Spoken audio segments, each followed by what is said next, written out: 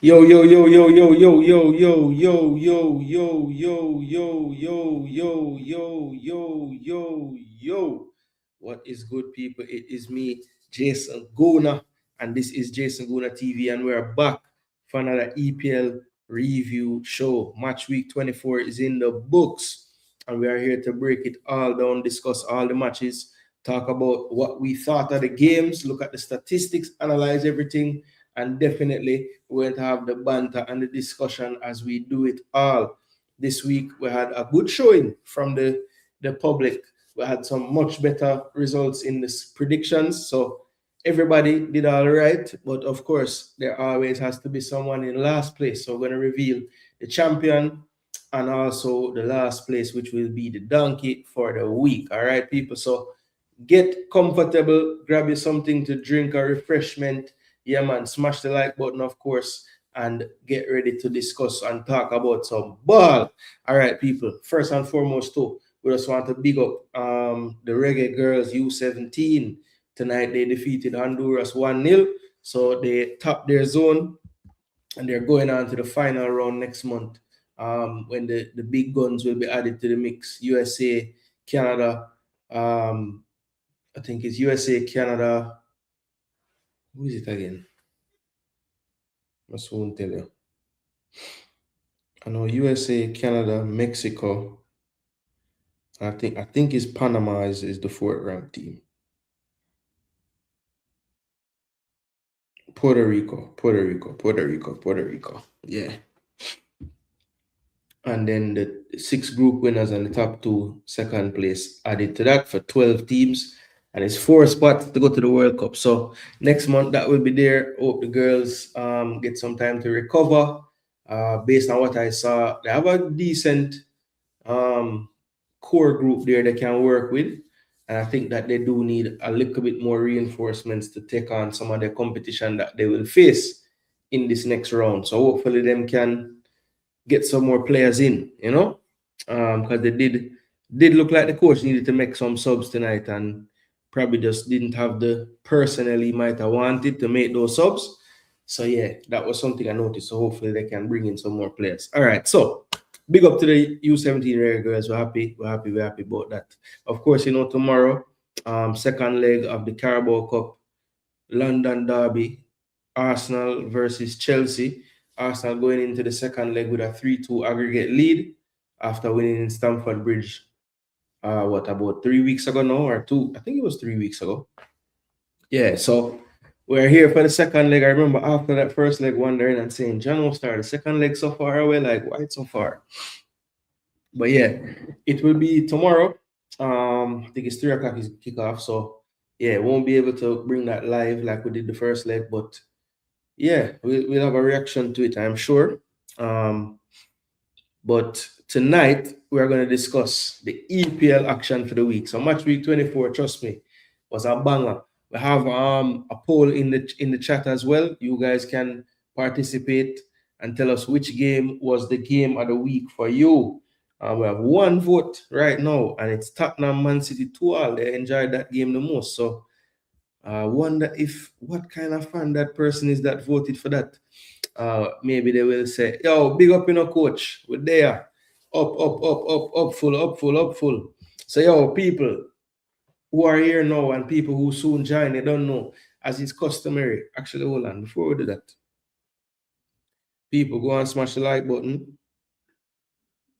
Uh,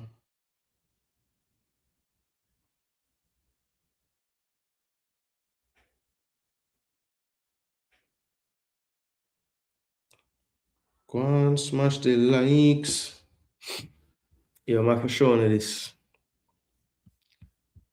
video sample. I tell you the truth.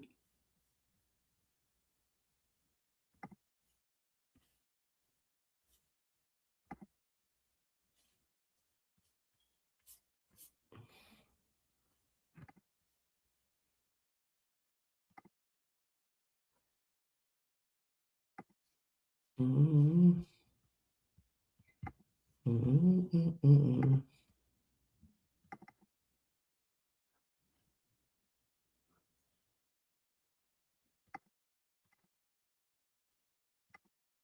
Yo, it's hilarious. It's hilarious, you know. I don't think this can show properly, but let's try it.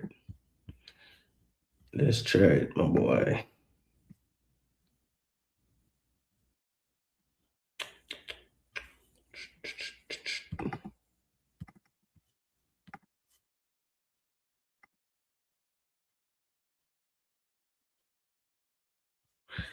I might actually play.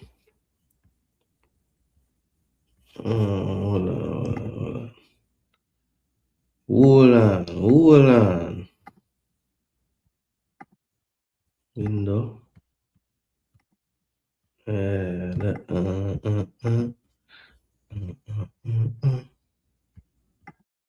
Oh, don't get me started, Alex. So I now play the song.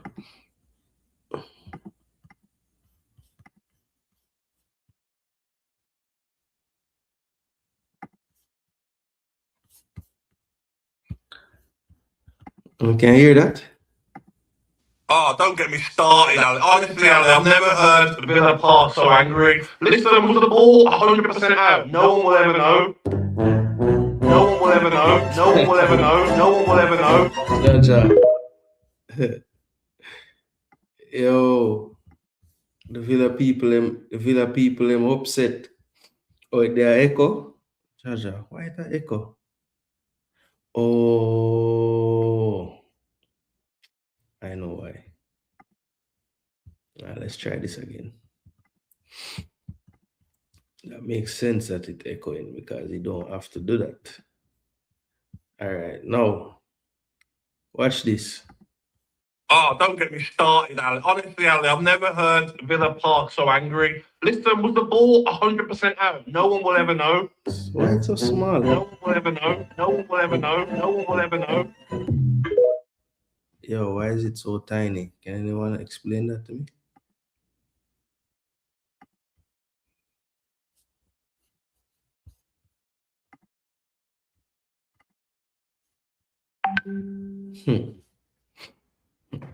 Yo, moral of the story, the ball go out.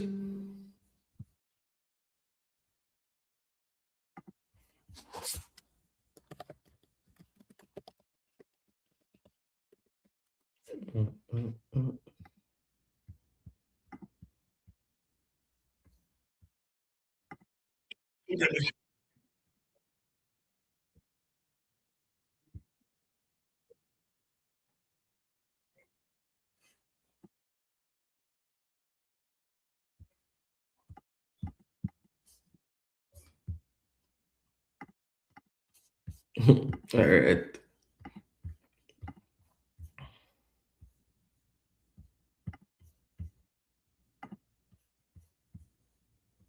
Oh, don't get me started, Alex. Honestly, Alex, I've never heard Villa Park so angry. Listen, was the ball 100% out? No one will ever know. No one will ever know. No one will ever know. Yo, think the ball went out still, you know? Villa Park so angry. Yeah, man, the ball did go out. The ball went out, people. Yeah, that was a big moment for the weekend. We're gonna talk about that tonight. At the start that video was hilarious. Just see it a while ago before the show. Some say, oh, I'm showing that. But yeah, big weekend of games. If your side got 3 points this week, please do me a favor. Let the world know. Drop a 3 in the comment section right now. Threes up for all the people. We got 3 points. I'll drop my 3. I can drop a 3 in the chat this week. It's been a couple of weeks now. I haven't been able to do this. So yeah, we're happy and thankful we can put 3 in the comment section. All the prediction them go. Boy, Edwards, coach. I don't know if you want me to reveal it so early. Usually we go through the game them first, and then it a echo. Okay, it being out is not the problem. So what is the problem then? The man them said the ball never. Them say it unfair. So what's the problem? The problem is it go back too far. That's the problem. Bless up Apache. Big up yourself. Ball gone far. Big up, bro. How does it feel to support a club that has not won the league since 2004? Excellent, actually. Excellent. You know why? Because me, somebody will stick with my side. A lot of these fans out there these days, them have teams, and it's not even them team from a long time. Them just change. And I've never liked the trajectory of the club. Enough time, I don't like the trajectory of my club. But the last 3-4 years, I would say, yeah, we can work with what go on. If I went back way too far, what constitute as way too far? Because from Bailey win the ball, them not lose the ball again, you know. Not when him win the ball, but from that play when him have the ball and him wriggle out to the corner, they didn't lose the ball again in the build up to the goal. So just because they made like what, I don't know how many passes it was, but a lot of passes and it never scored right away. It wasn't like a quick counter attack goal. That phase of play started from there, you know. So I don't know. For me,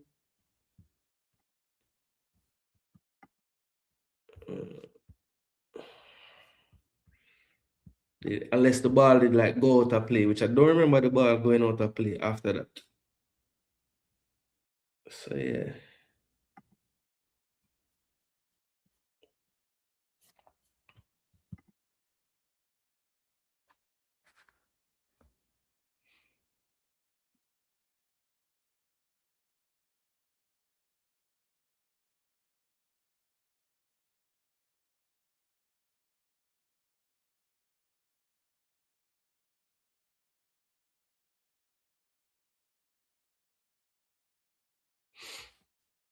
Yeah. I don't agree. The play started from there. Brentford had set their defense up and everything. No, that's what I'm saying. It wasn't like a bang, bang, bang, bang, 4 or 5 pass and a goal. But that phase, I mean, they didn't get the ball again after that. You know? Like, because remember, you know, when a goal scored, they go back. I don't know if they look from like when the play turned possession, or I don't know how far back they go, but I could understand because that was the start of that, you know. I don't think it was too far, man. It wasn't like it was 10 minutes before or even 5 minutes before. It was like within the same minute. At the most 2 minutes. At the most. And I think that's me trying to argue with you, you know, because it wasn't that long. I mean, it rough, but why the ball go out? I mean, what are you gonna do? You make me want to like literally watch back the play now and see exactly like when it happened because I don't remember it being so long afterwards. You know what I mean? But let me see. Where is it? Where is it? Where is it? Where is it? There it is.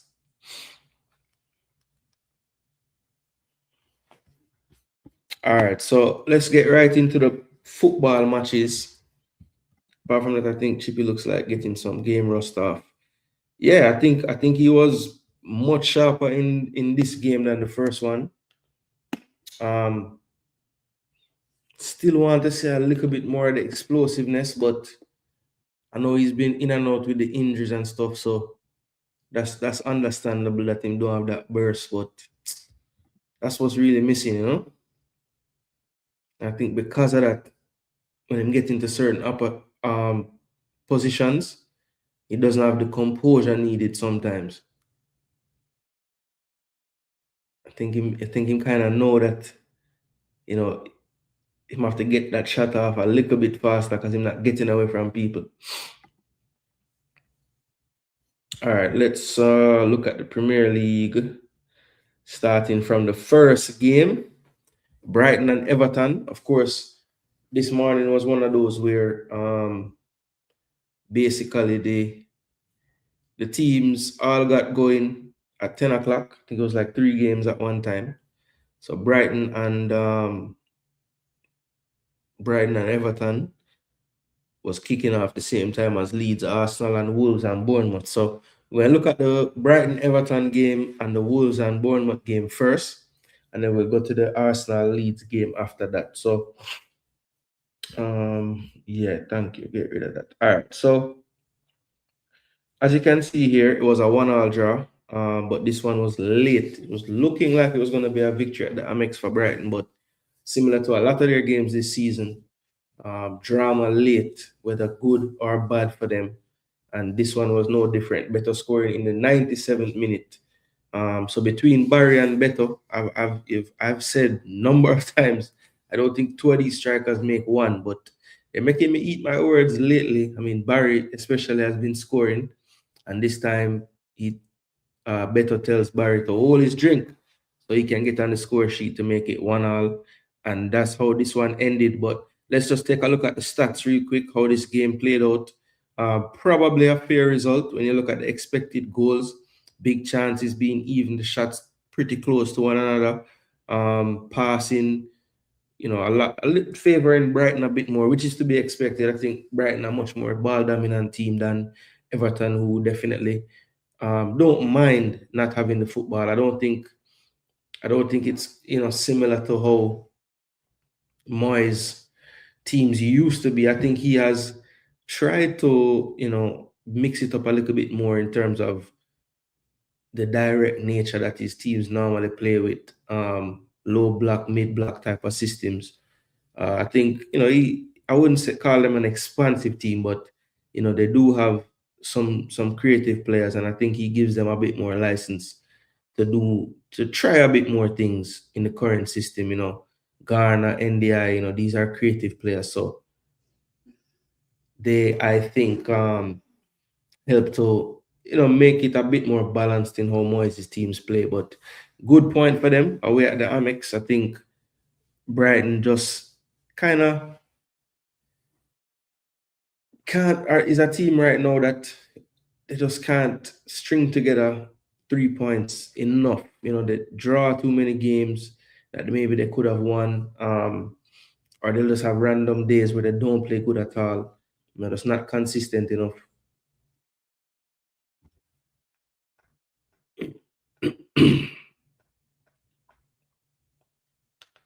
All right, so look, 48, okay, 47, 47. So Bailey, all right, I'm going to pause this. So when we talk about that game there, yeah, all right, cool. Yeah, so I'm going to find the clip what I want. All right, so as you can see, the yellow cards 2-1, the attack map, Brighton. One thing I rate about Brighton, they're very balanced in their attack. They don't really favor one side typically when you watch them play. They basically base it off of where the openings are. They don't really have a set plan to like force feed one player or one side. They vary their attack a lot. Everton, as you can see, the left side was a little bit more friendly on the day to them. And that's usually the case actually, because Grealish is a ball dominant winger. He's going to retain it on that side, maybe recycle it on that side a bit more. NDI might be a lot more direct. But yeah, the left side was favored for Everton on this day. Shots on target, even though Brighton outshot Everton overall, Everton had 2 more shots on target than Brighton. So that's interesting. You see the game very even, mostly played in the middle third, but both the attacking thirds for either team, the percentage is really close. So not much of a gap between the teams, I guess the big difference is Brighton had 2 big chances, missed them both. Everton did convert one of theirs, the better one that fell late in the game. You see the entries, Everton had 7 more on the day. But yeah, very even game. But in the end, it did end 1-1. And Brighton again will look back at this game and probably think, even though the game was pretty even statistically, when you have a 1-0 lead at home, that deep into stoppage time, it does feel like a loss in a way. So they'll look back and say, boy, we should have been able to hold out for that 3 points, but it wasn't meant to be for them. And yeah, they dropped more points at home. As I said, they've been really inconsistent, and I think that's why they're not really putting up a big challenge for the European places this year. like they did for long stretches of the season last year.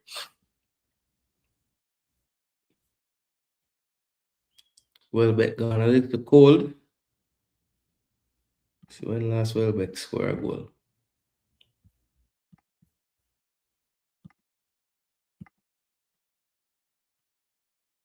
Score a FA Cup goal, the winner.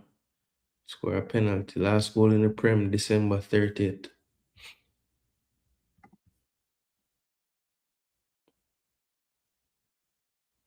Bit of a run going before that. November. So I'm never scoring in December. Danny, if we go pick it up again, 35, World Cup. Yeah, so 1-1, Brighton, Everton. We look at the table in a minute and see where that left the players, where that left the teams.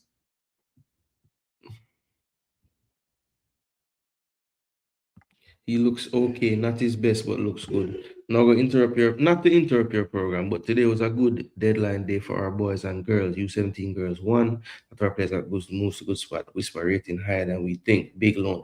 Yeah, so I actually started the show congratulating the U17 girls.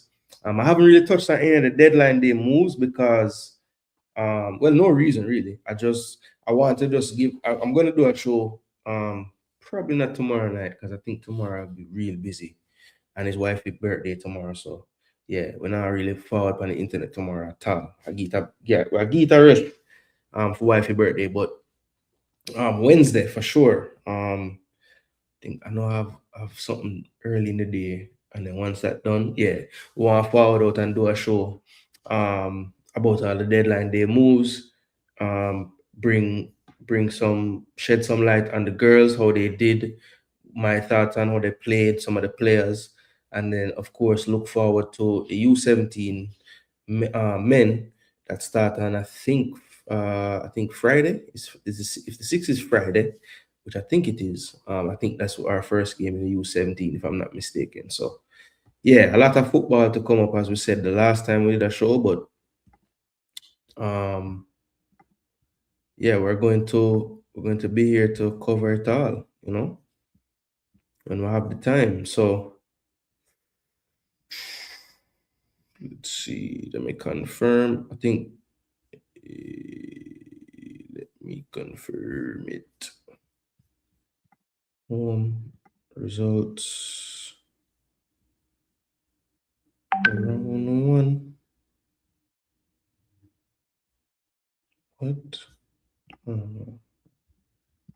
Did not go to the right something.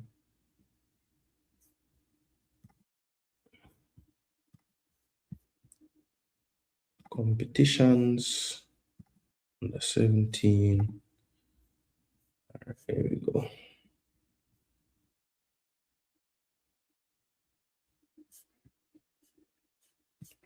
So the rest of them there.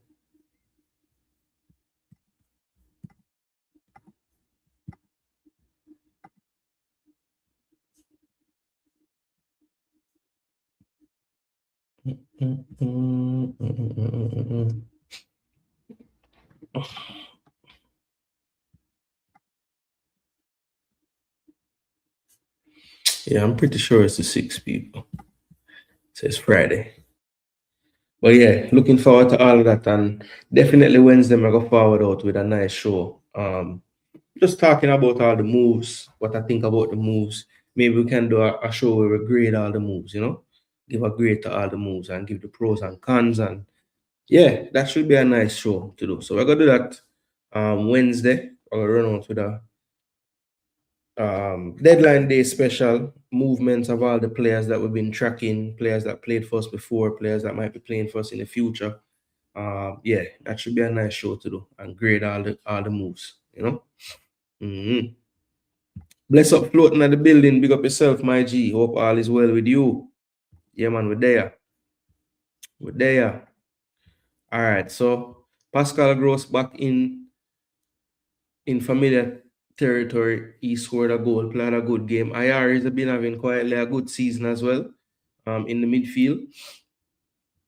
And yeah, I think NDI was really kicking in the Premier League before he went to AFCON.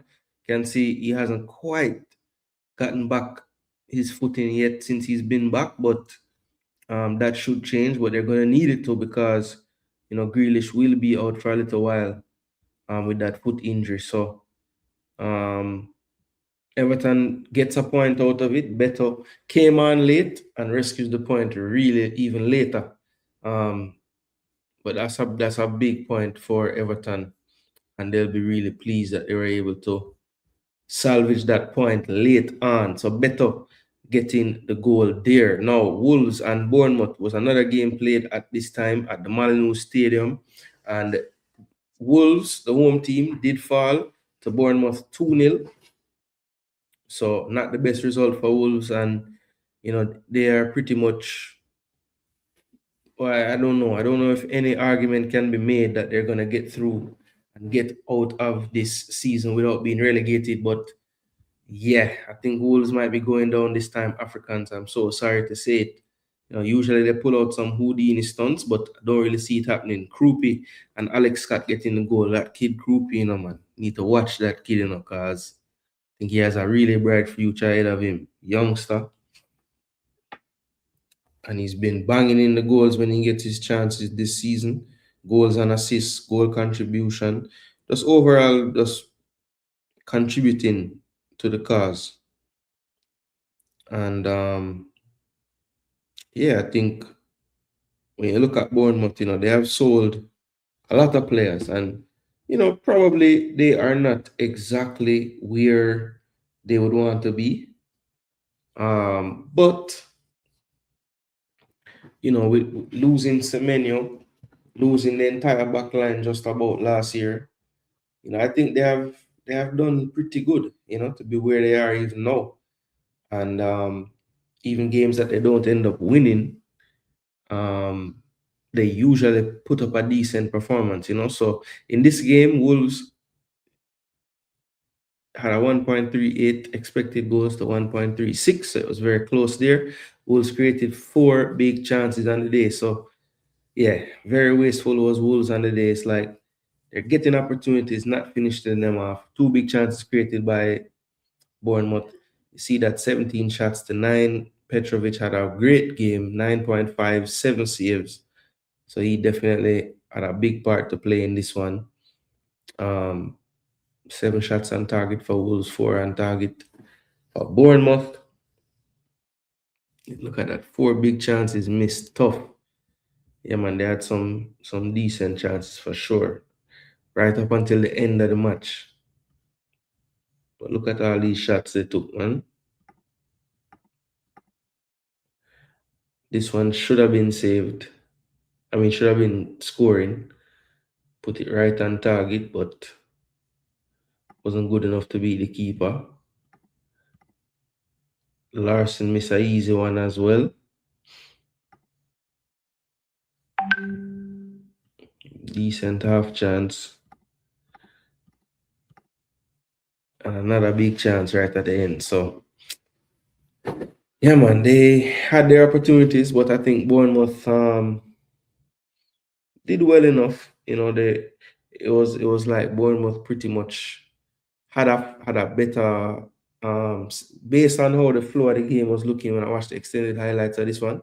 It looked like first half Bournemouth had the better of it, and the second half Wolves had the better of it. Put them under a lot of pressure, but at the end, you're really going for it to get the equalizer, and they were left a bit vulnerable around the back.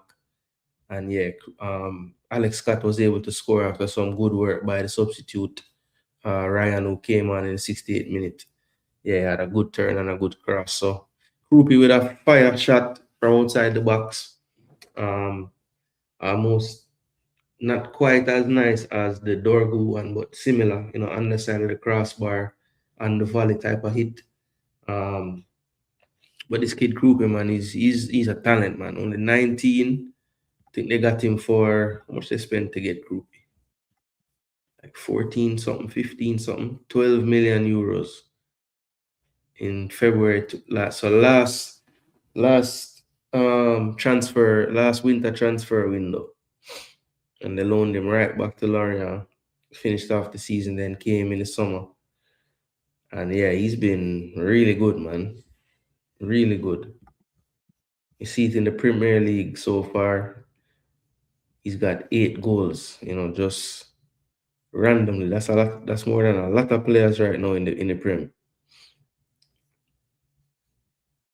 And he's not really played that much minutes, when you factor in the minutes and the goals.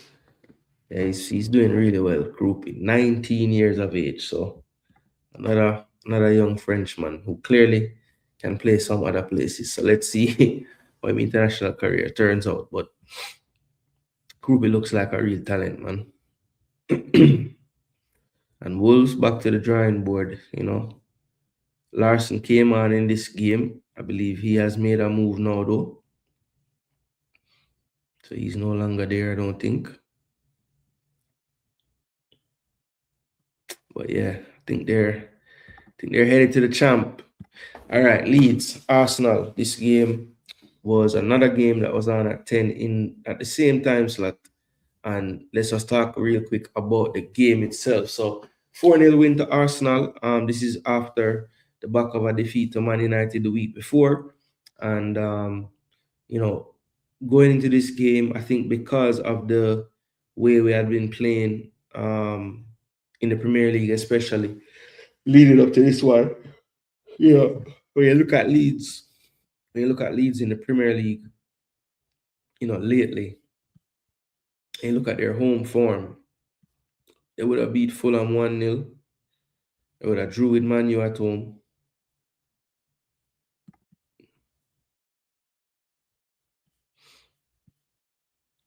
They would have beaten Crystal Palace at home, beaten Chelsea at home. They did have a loss at home to Aston Villa way back in November. But other than that, they beat West Ham. They did lose to Tottenham as well at Ellen Road. They drew with Bournemouth. They drew with Newcastle. They beat Everton. So you can see, at home, they have 2 losses. And when you factor in the most recent ones, they haven't lost a game in a while at Ellen Road in the Prem.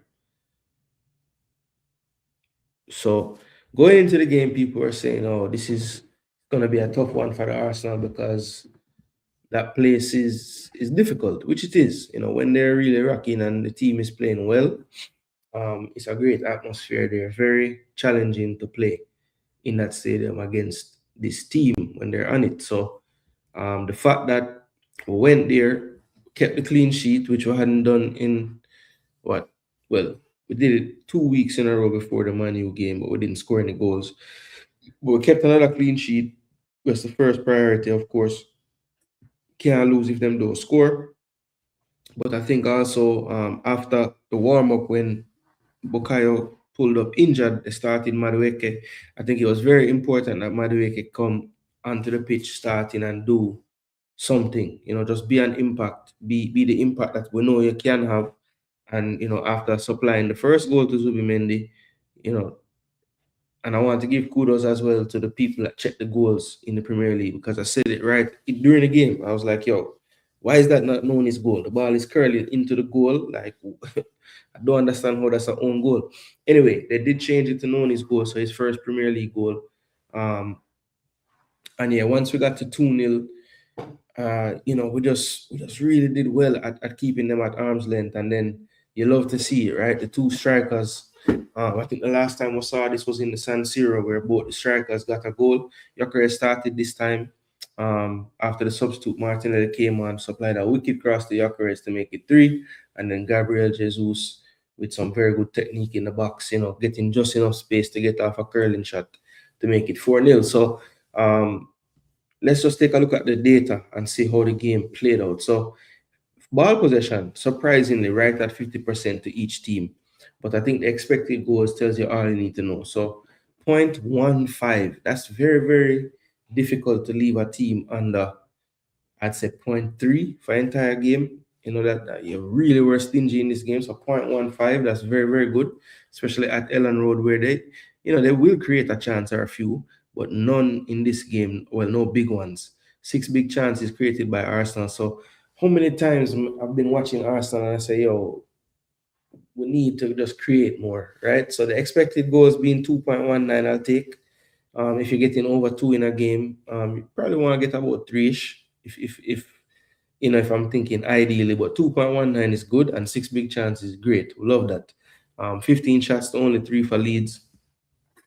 4 saves made. Right, I did make 1 save on the day. I had 12 corners. That's important. 1 yellow card apiece. 9 shots on target to 1. So yeah, domination really statistically. See a little bit more spent in the attacking third for us. And then, Arsenal did miss 5 big chances though. So there's that. See the 3 shots for Leeds.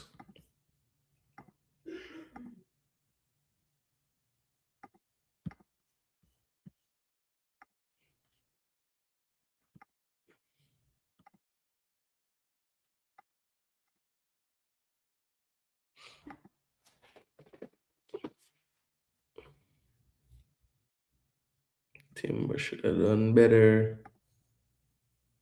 Yokeres. What a ball by Martinelli, man. Jesus should have scored that.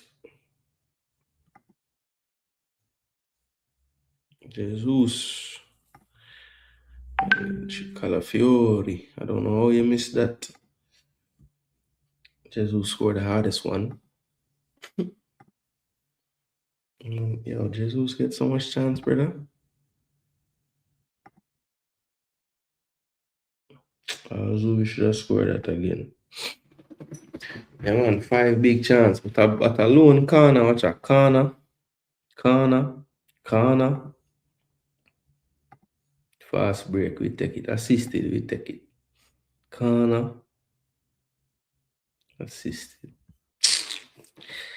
Yeah, man. So, Arsenal get the job done 4-0 at Ellen Road. I had 4 more entries, so 53 entries. That's not bad for Leeds there. And the goals prevented, horrible. Darlow just basically gave us one of the goals. See the recoveries, clearances, errors leading to shots. So let's take a look at the lineups and try to figure out why was this such a good display for Arsenal on this day. So like I said, in the warm-up, Noni Madueke pulled up the big call on the day. His son, Odegaard, Arteta's son, is replaced by his other son, Kai Havertz. So it makes sense. If he was going to ever drop Odegaard, it had to be another son to put on there, so it was Havertz. And I didn't think Havertz did terribly. I thought he was more influential for sure in the Champions League game, but I still like the way he just kind of goes into those pockets and receive from the midfield or the defense. He has a knack for finding that half space in between the lines. So, I think he does a little bit better than Odegaard. Odegaard wants to come to the line, collect the ball, and progress it. Havertz will stay in that half space and just trust that his movement will get him free enough for the pass to be made. So that's a key difference for me. And also, of course, Havertz joining in the box if we do get the ball in wide and put some service in. So those 2 things is a clear advantage as far as Havertz. So I think it might be a situation where you can tactically, but then of course you have Eze as well. And to be honest, you see how SofaScore have the lineup for Arsenal. To me, if you play that shape with Rice and Zube kind of more on the same line there, and it's more 4-2-3-1. That's where Eze can cook in that Havertz role right there. Yeah, man. I want to think.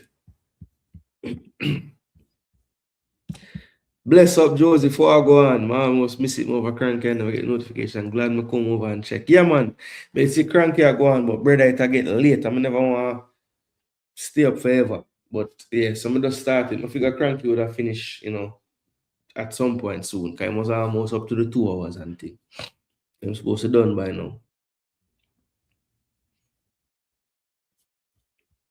Yeah, I think Eze if the shape of the team is like this and it's not so much at a 4-3-3, I really think Eze could have really thrived there. So look on Kai heat map. You see him drift everywhere? Give Eze that type of freedom, man. Trossard. Nani. Corner flag, bun up. Rice and Zubi had good games. Nkapie.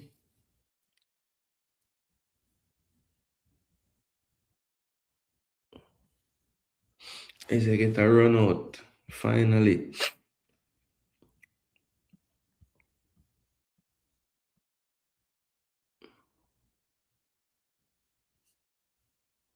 Yeah, so I think Arsenal definitely deserve that one, yeah. And people probably gonna say, well, the first goal was a corner situation, right? It's a corner that's cleared, right? Recycled back out to Nani, fake the cross, go down the line, cut it back to the left foot, cross it. So I don't know. Is that still considered a corner? I'm not sure. The second one, definitely a corner.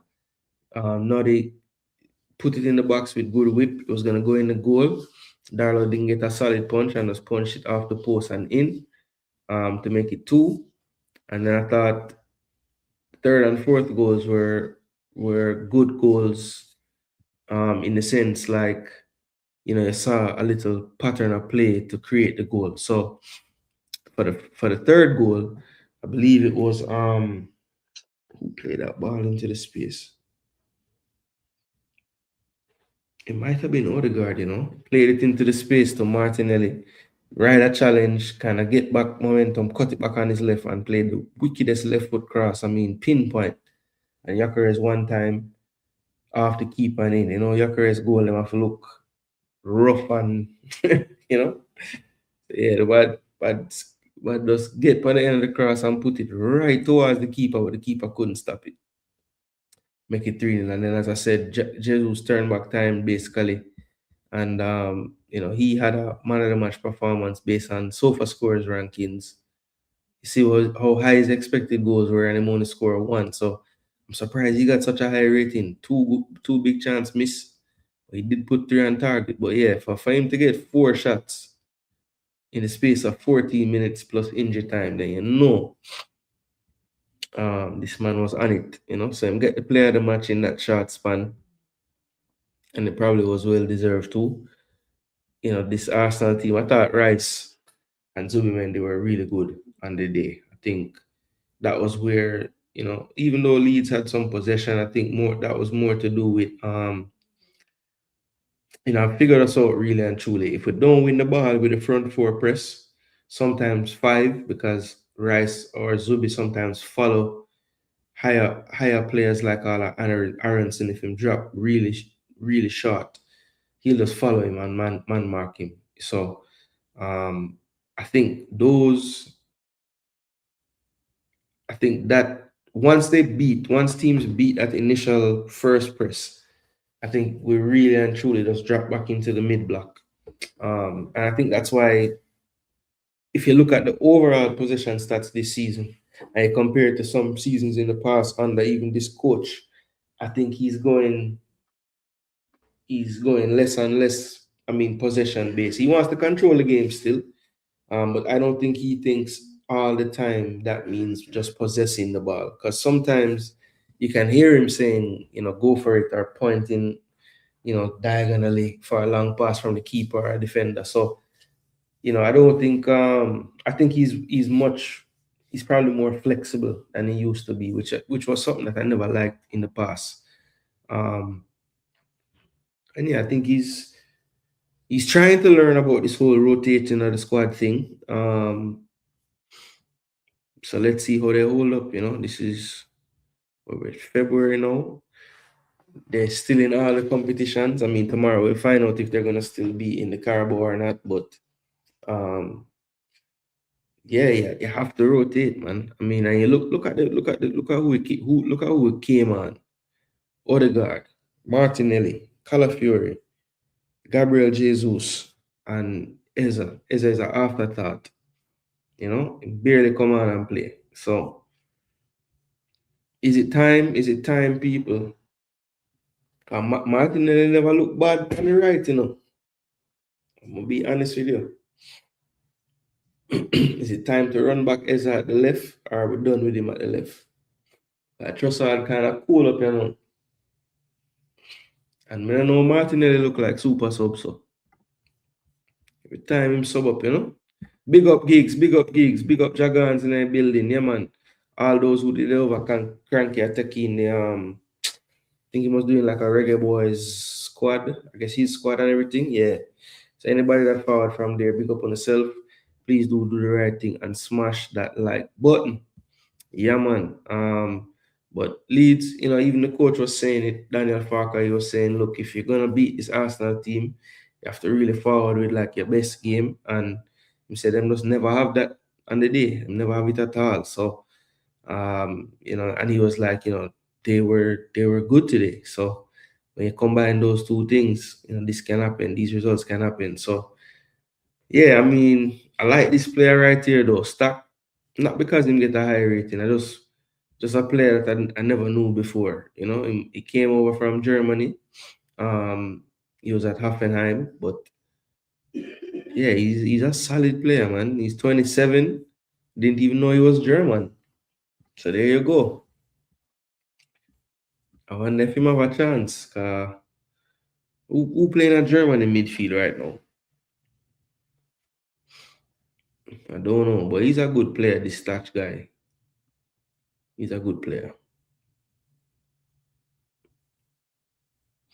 But yeah, Yaker is scoring. Nani scoring goals. Can I believe it, man? Zubimendi popping up again with another goal. I think he wants to have like a really good end to the season because, well, I don't even know if he pay attention to all the stuff, but um, you know, there's a lot of compilations going around of the mistakes or the problems he might have caused in some of the biggest games this year. So I think he probably knows, like, because I think he's a good player, like a really good player, but you know, sometimes you know these things can get in your head, you know, and it's clear that against some of the better teams, like he has had those mistakes. He had the big high profile mistake against Manu. I don't know if it's a mistake, but you know, he did bring down Curtis Jones, you know, late in that game against Liverpool. I lost 1-0 to the free kick. So yeah, I think Zubi will want to close off the season strong, like just have back to back performances, consistency. And I think he's more than capable of something like that. So let's see how he continues in this season, getting a lot of stick from all over the place about his game, his overall game. Just keep doing what you're doing. You simplify the game. I like that. Yeah. One advice I would give him though, stop with the cheap yellow card, them the holding yellow cards, man. That's such a waste. You know, at least bust a tackle for get a yellow at least. But yeah, Arsenal cruise 4-0. We didn't know how significant this win would be at the time. I had some more games to forward, and we knew that the next day is when our closest rivals right now, Villa and City, would have their games. So we could kind of relax, watch the rest of the games that day. The next game, and it stood alone at the time, midday here in the States, it was Chelsea taking on West Ham. And this game is one of those that's in the poll right now for best game of the weekend. The Manchester United and Fulham game, the Chelsea and West Ham game, because West Ham did take the lead in this one 2-0, which was kind of surprising to me. I figured West Ham would score at least in the game, but I was very surprised that they were able to score twice unanswered in the first half. Jared Bowen scoring the first goal.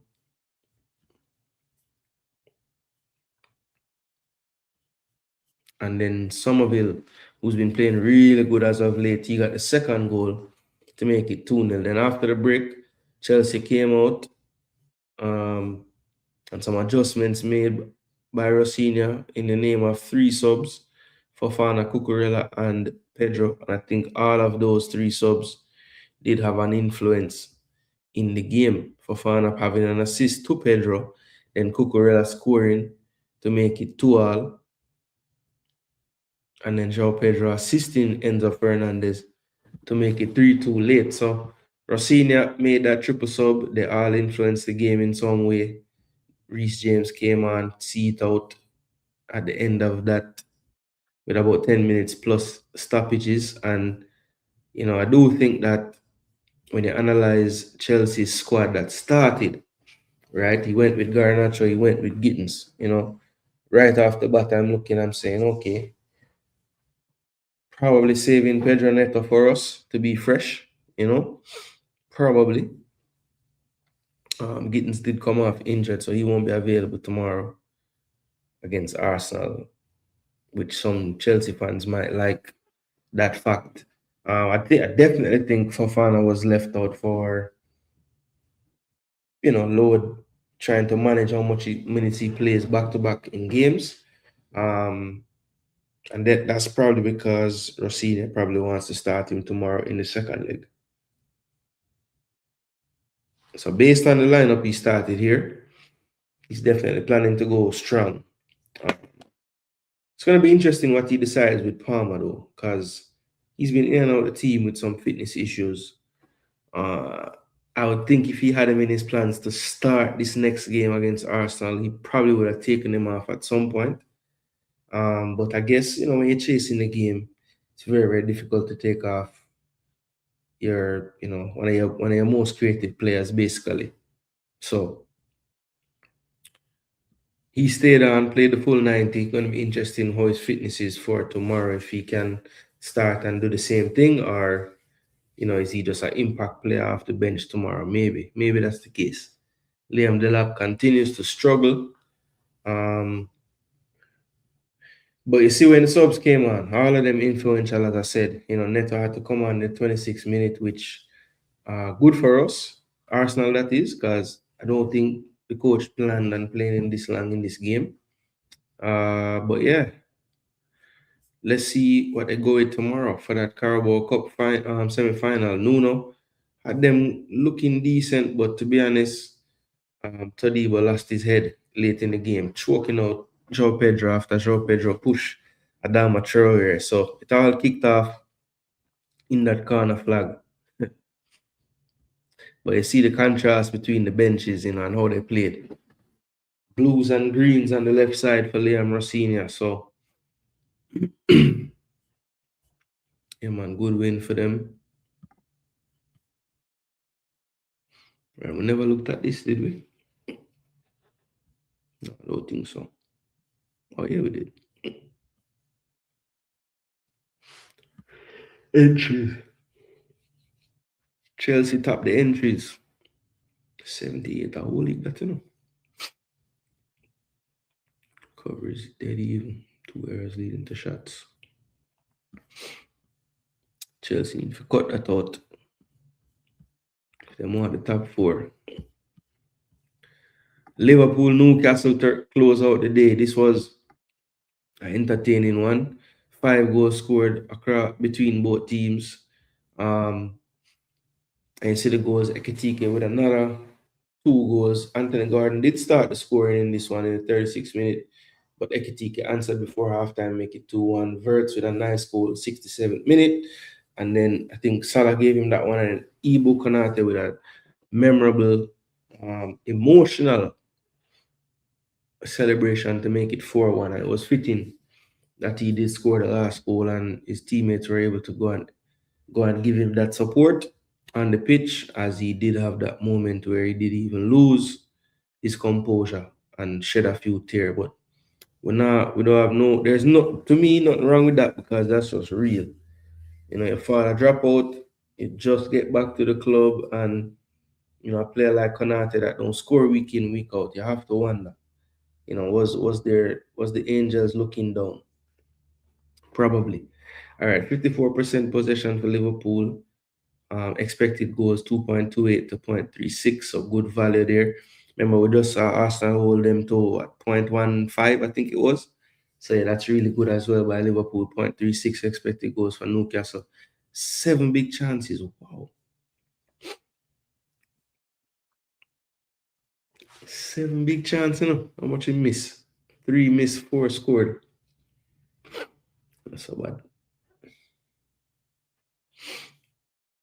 You see the stats on screen, people. Bag of shots Liverpool take.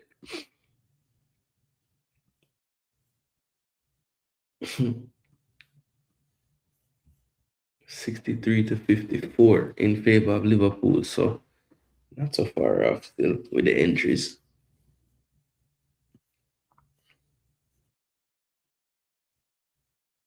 Malacon throw-ins.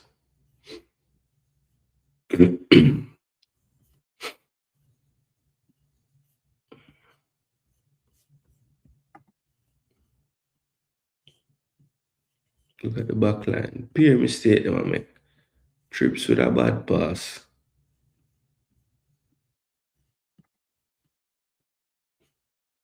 Right there. I love that them add progressive carries now. It's a great stat to check too. Trips make 3 key pass. Wow.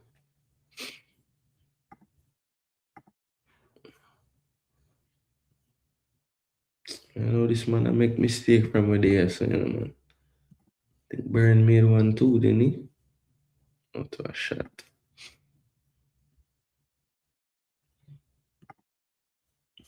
The whole back line get some low grades. To be expected still. Anthony Gordon.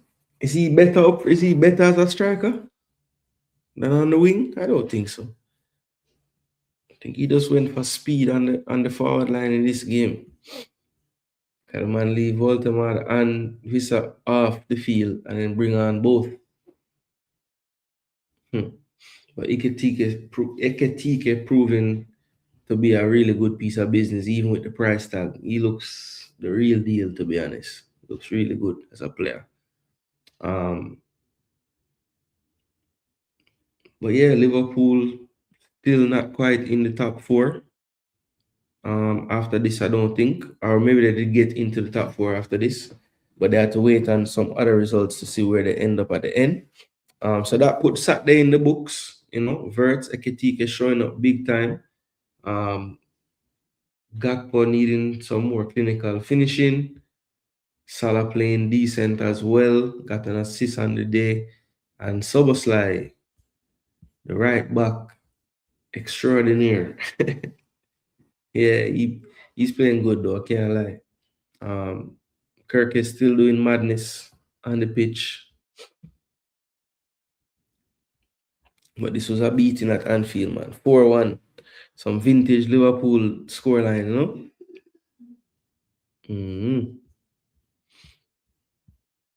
All right, so Liverpool, Newcastle. Moving on into Sunday now. This is Aston Villa, Brentford. Now, we showed a video of an incident in this game. And I still have it here. I want to watch it. I'm going to watch it. So Leon lost the ball. Remember, you know, Brentford at this point already winning 1-0. I mean, literally, it's the next play. Goes down the field, Sancho get it, cut in, shoot, rebound, boom. They ain't not even reaching their box yet. So Rob Smith said it was way too far back them go, right? That him just tell me, you know, 47-50 is when the ball go out. 47-52, to be fair. All right, now 1, 2, 3, 4. 4 passes to Sancho. Cut in, fake the shot, cut in again, shoot, rebound, onside goal. So literally 48-13 or 12, the ball go in. And a 47-52. And Rob Smith tell me, say, then go back way too far. Man, well, want Villa win, bro. A boss that. All right, stats. Aston Villa dominated the expected goals. Look at that, 2.40 to 0.38. So them wasteful to 3 big chances to 2, 27 shots to 6. My gosh. I don't even want to look.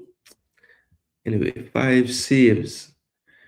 It's a good day for Keller, man. Bench this man and the man do this clean sheet and make 100 save and get man of the match. 2 different league. Me have him in a bench him 2. Yo, I swear, the amount of points I waste this year. Almost 400 more passes attempted by Villa. Damn. 3 yellow cards to 1 red card. Stupid lash out by Shade as well, man. So stupid. About 5 shots on target to 2.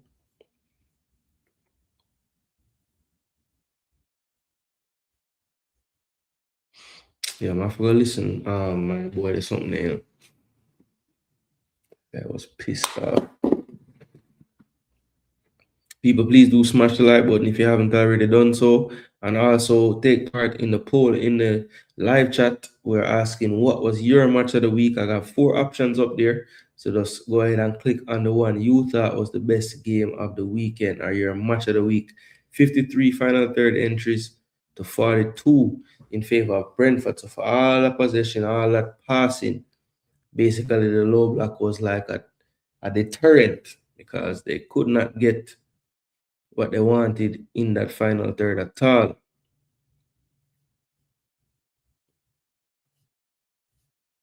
To the rest of the stats, Kelleher with a big day, preventing goals, 1 big save as well.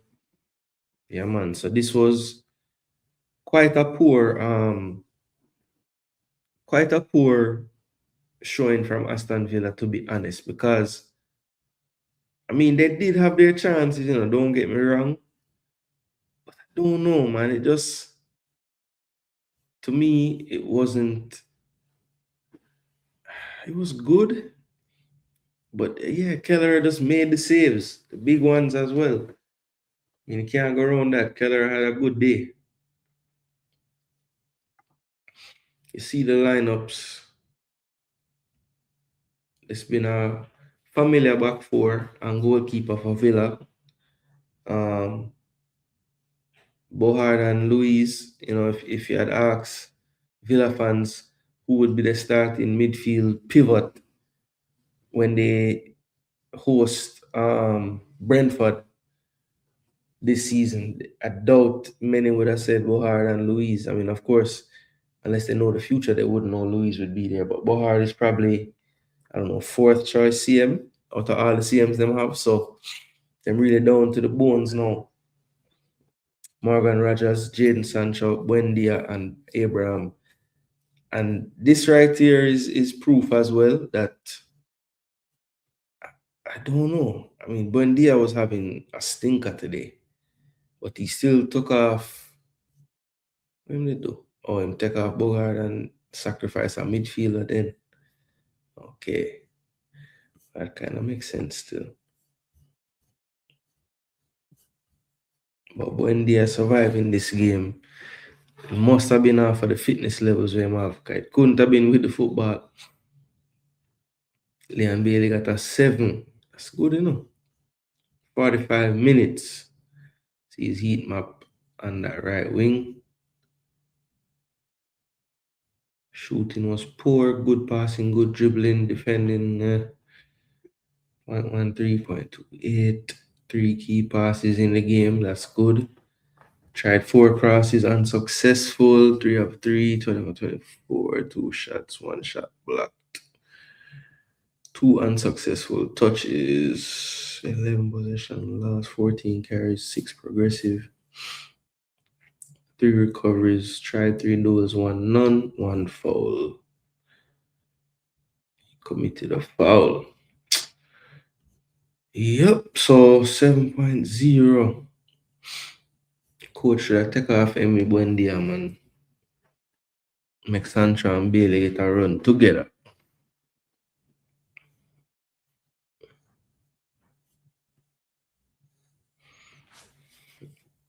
Yeah, so Aston Villa back to the drawing board every time. Well, I can't even say every time, but they falter again. And Brentford playing like they're the real deal, you know.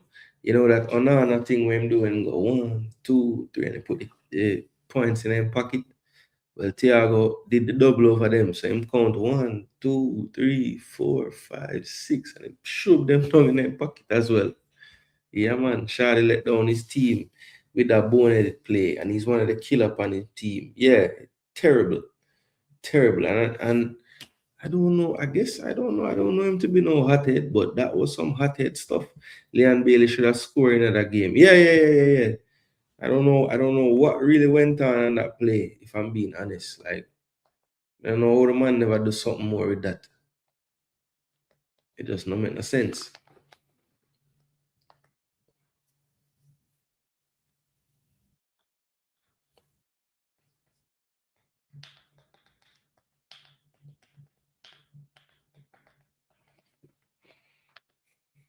Mm, mm, mm, mm, mm, mm, mm, mm, mm.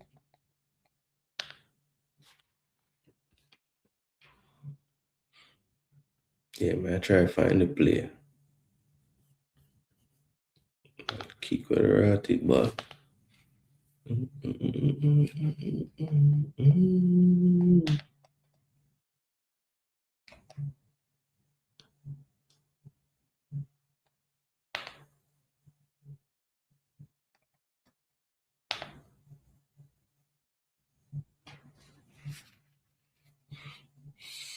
Boom.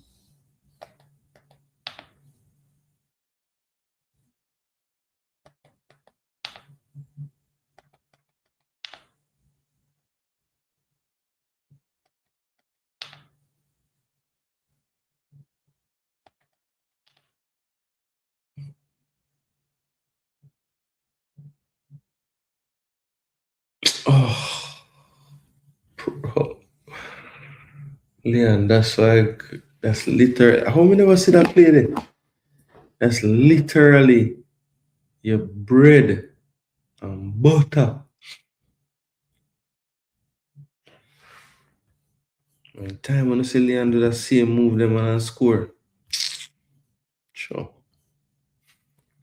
But yeah, 1-0, 1-0 loss. Bailey should have really equalized started.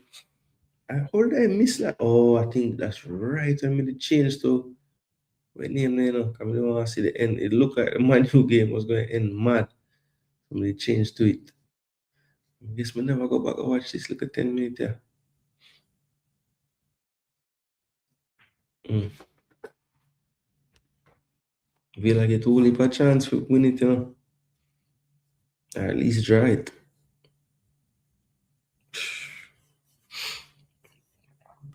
But yeah, is Brentford the real deal, people? Can Brentford sustain this run all the way through to the end of the season in May and be in and around those European places? Maybe even get one. It remains to be seen, but we have to give this coach some credit, man. He's been to a lot of good grounds, gotten some results nobody never thought they would get. Emery storming off the pitch fast. The play when him cut in on him left. Yeah, man. We just see the play, man. We just see the play.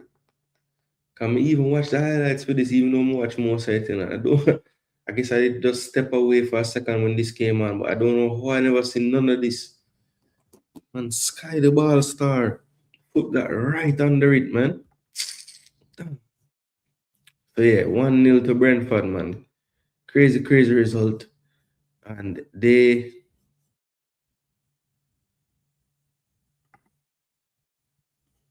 oh shit. All right, so let's move on. So Aston Villa stopped the toe in the title race this week, dropping all 3 points to Brentford at home, no less. Then let's move to the Manchester side of things, and that's Man U Fulham. 3-2. Drama filled game as well. United cruising, honestly, we're cruising. Casemiro scored from a set piece goal with his head, and then Cunha got his goal.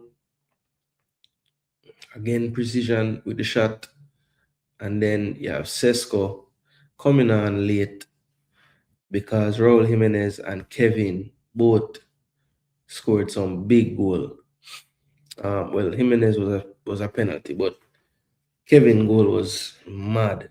Very, very good goal. And I couldn't even celebrate good. Say Fulham score upon them. As me done celebrate, boom. First attack after the goal. Sesko with a wicked turn and a wicked finish made it 3-2. So yeah, Carrick did well. See Cunha enjoying his football. Bruno, 2 more assists again. They all are doing well on the right side. So yeah.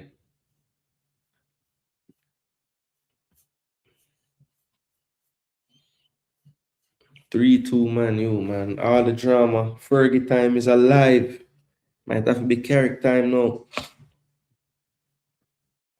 Just look at the stats. Fulham had the better possession, 58-42. They had slightly better expected goals, 1.94 to 1.79, but Man U had 3 big chances to their only 2. You see the saves, 1 more for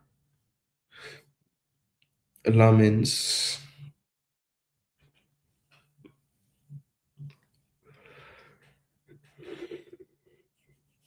Fulham is a tough team to figure out, man.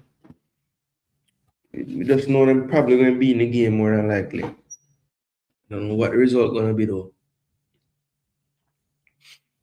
More shots, 13 and 14. 6 shots on target.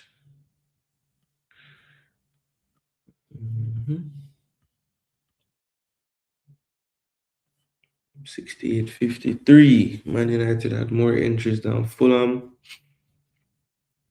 1 more duels.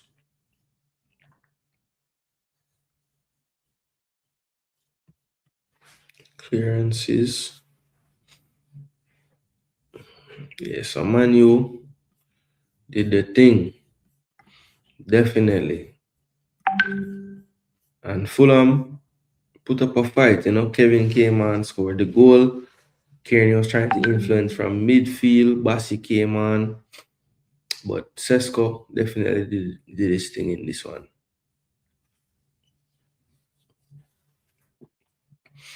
And Cunha came off and Boom went to the left. Yeah.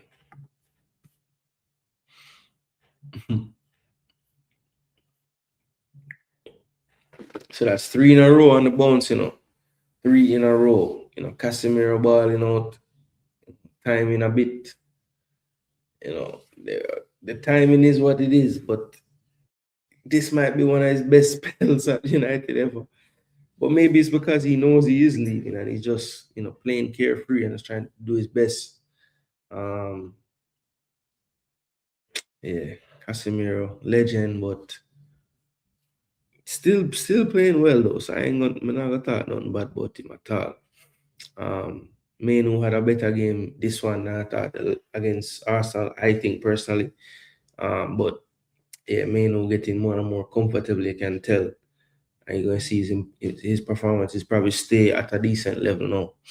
Well, once him get used to everything, but he's getting a lot of chances and I think he'll be alright, Maguire and Martinez, the pairing that we never thought we would see. But yeah, it actually works, The pairing actually does work.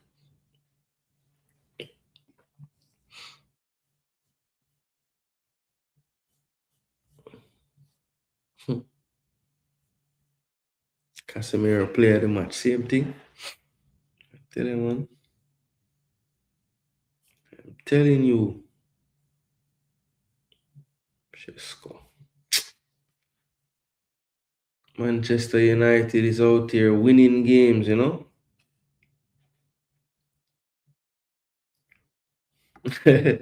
Rico Henry get enough playing time, you see it. Yeah, man, whole heap. Rico start last game. Him and Bailey go at it on the wing there. Villa right side, Brentford left side. Why Casemiro ball out? He do get out of sense. So that I tell you. English, you cannot use English. You have to invent a language to not get why, you know. Fulham really did have more expected goals though. It's crazy. And it really matter to them, you know. Them win. But yeah, United, that's 3 on the bounce. We have 2 more to help that brother there. I don't even know his name. But the brother with the long hair will say United have to win 5 games in the Prem. So 2 more games. I think he said in the Prem and not all comps, but it doesn't matter because you know they no more comps. So 2 more. Who have a play next? Manu, Tottenham, and West Ham Manu. Doable. Not doable, man. 2 more games for that brother they will have trim.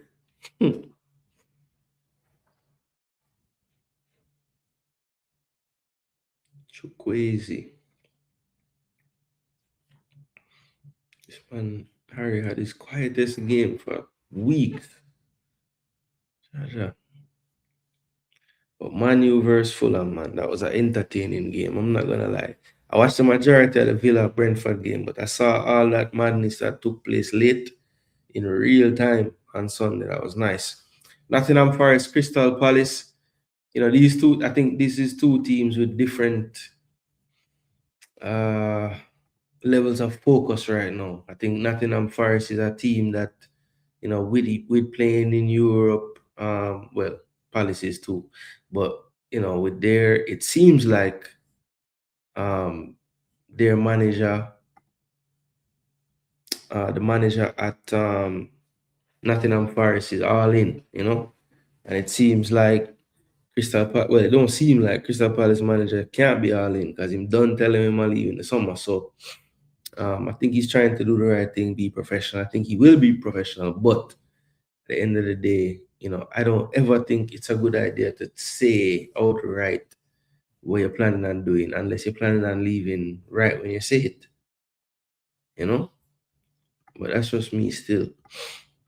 Some others might say, no, I appreciate the honesty from no, so we can, you know, try to figure out what the next move and all of that. I get that. But boy, sorry, where's the game? Forest Palace. Where am I at now?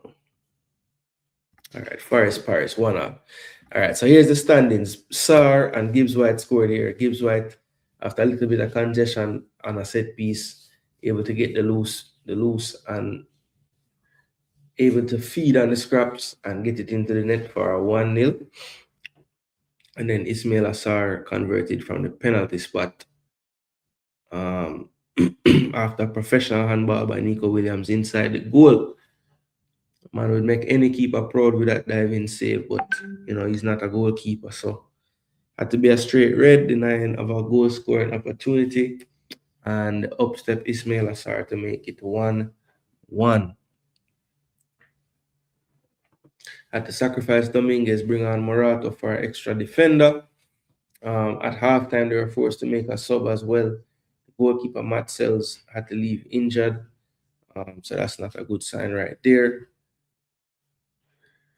Still had their 11, but you know, they never really got going in the game that much. I mean, Crystal Palace had really been having some super flat performances of late, and then they turn up out of nowhere at the City Ground and, you know, have a good game. They have a good game in terms of how they played. They were able to create a chance, which they haven't been doing much lately.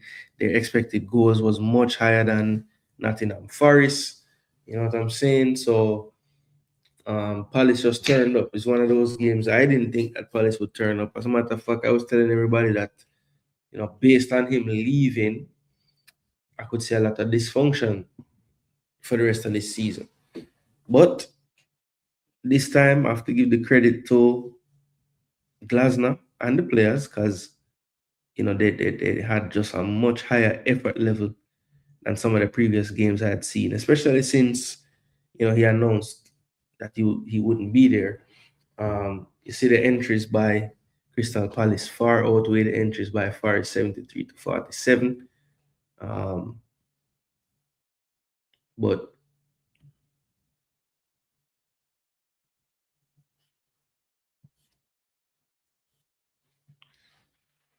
But yeah, this game ended in a stalemate. But Palace, even though they're away, they probably feel like they could have get more out of the game. But second half, there were no goals. Pino was playing a false nine. Wow.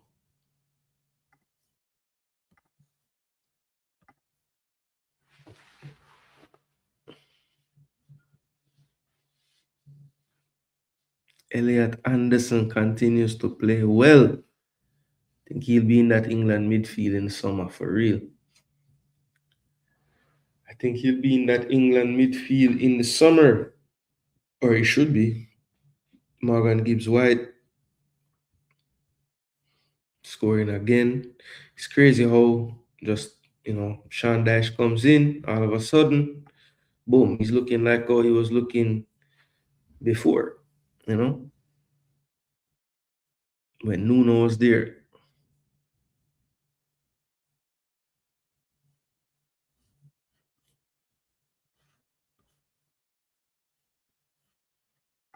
Hold on, how much goal my boy got? How much goal I think Gibbs White got? I say 6. Yep, 6 goals, 2 assists. Not bad. But yeah, Palace, I don't know, man. I might have to reevaluate things,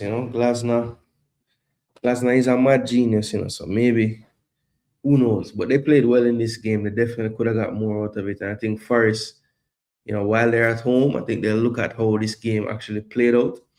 And they'll say, we'll take the point that we got, Scored that one really early in the game as well.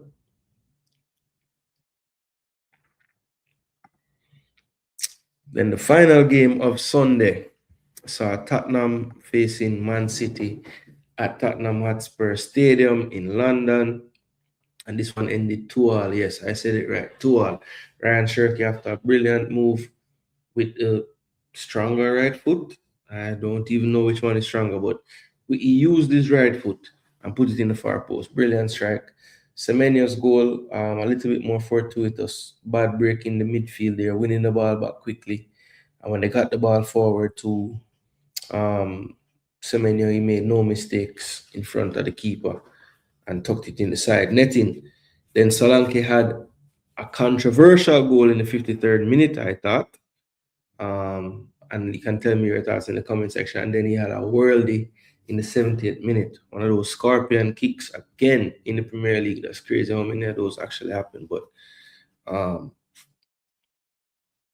yeah, Shirky, brilliant goal, step over, boom, go to the right foot. We don't know which foot's stronger, so we don't know what to block.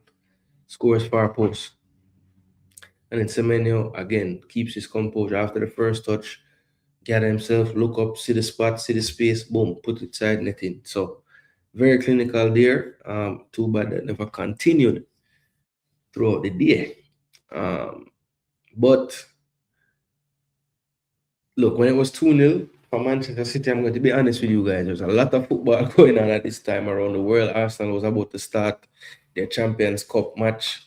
I mean, there was a lot going on, and I pretty much figured, look, they're going to lose. I don't see Tottenham coming back into this game, but I have to give my boy Frank some credit, right? So he takes off Romero at halftime, right? Who I would imagine would probably be struggling with some kind of ailment or something, because I couldn't imagine them taking him off when Dragosin was playing so poorly at the time.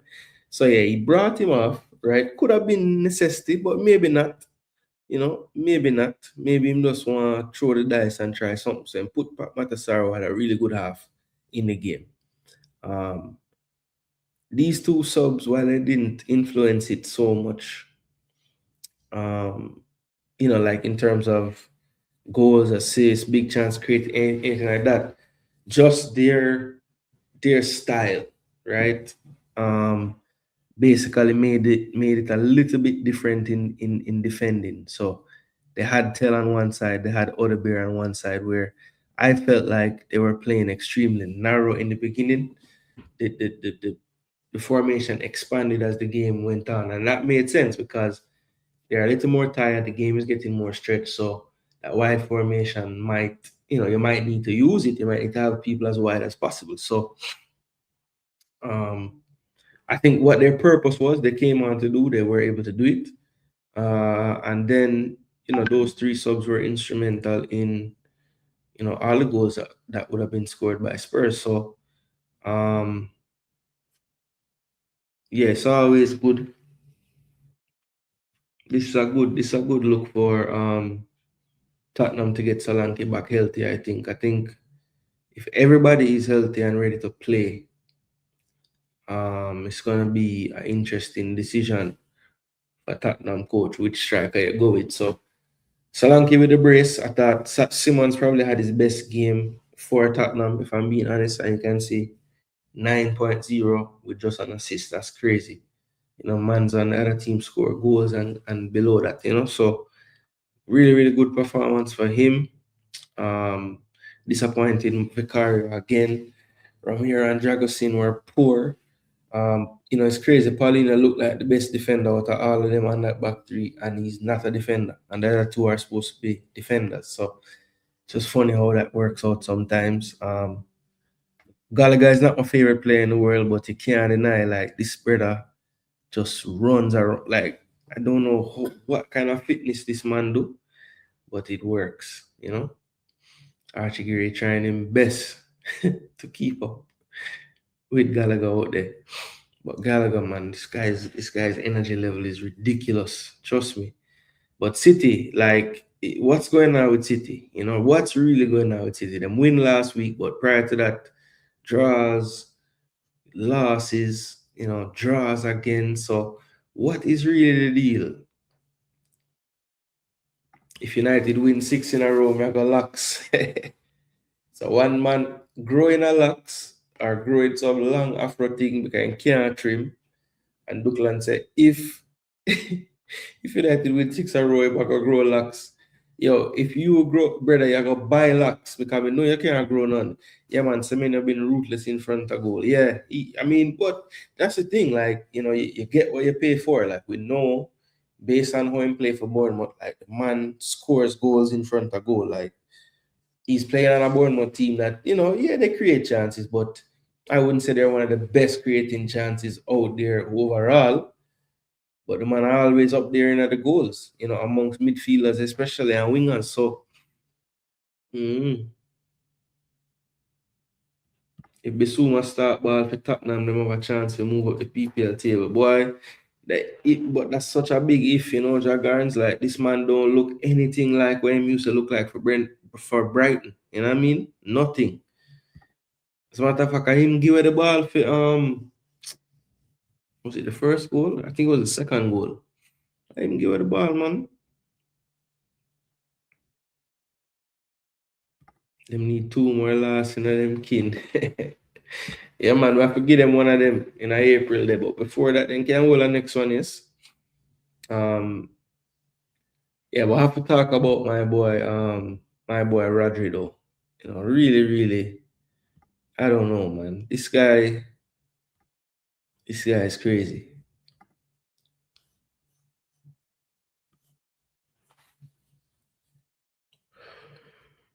This guy is crazy.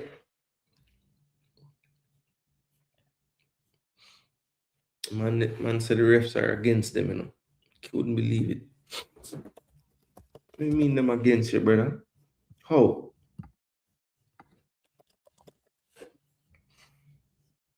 Mm-mm-mm-mm.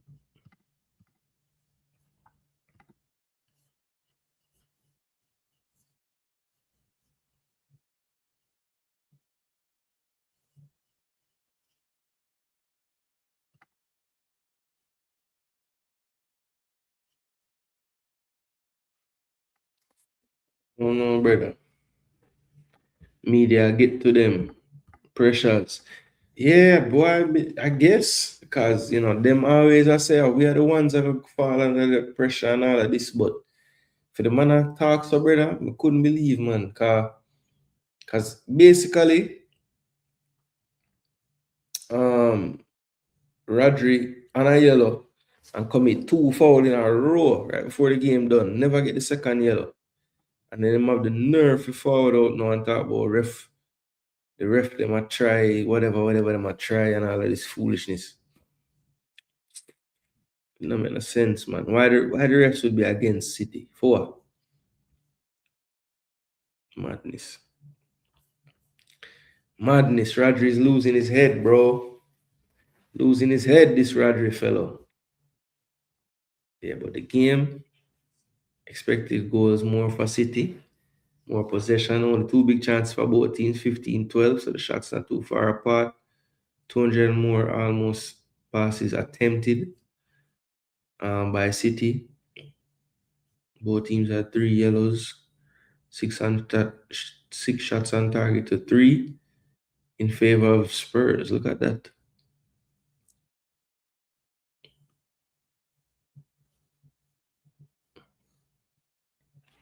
One scored, one missed. Even Steven. 56 entries to 45 in favor of City. But Tottenham, not often I say this, but thanks for your help. I didn't know you guys could help me at all in anything, but you did help me.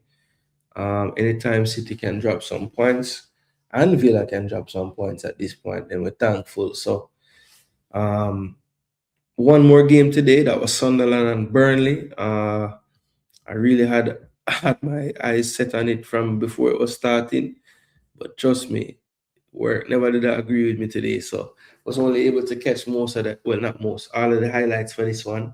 And in the end, it was a solid performance by Sunderland. They end up winning 3-0. Barring a one spell, I think it must have been a little after halftime. There's a lot of highlights there for Burnley in that little stretch. But other than that, Sunderland really good.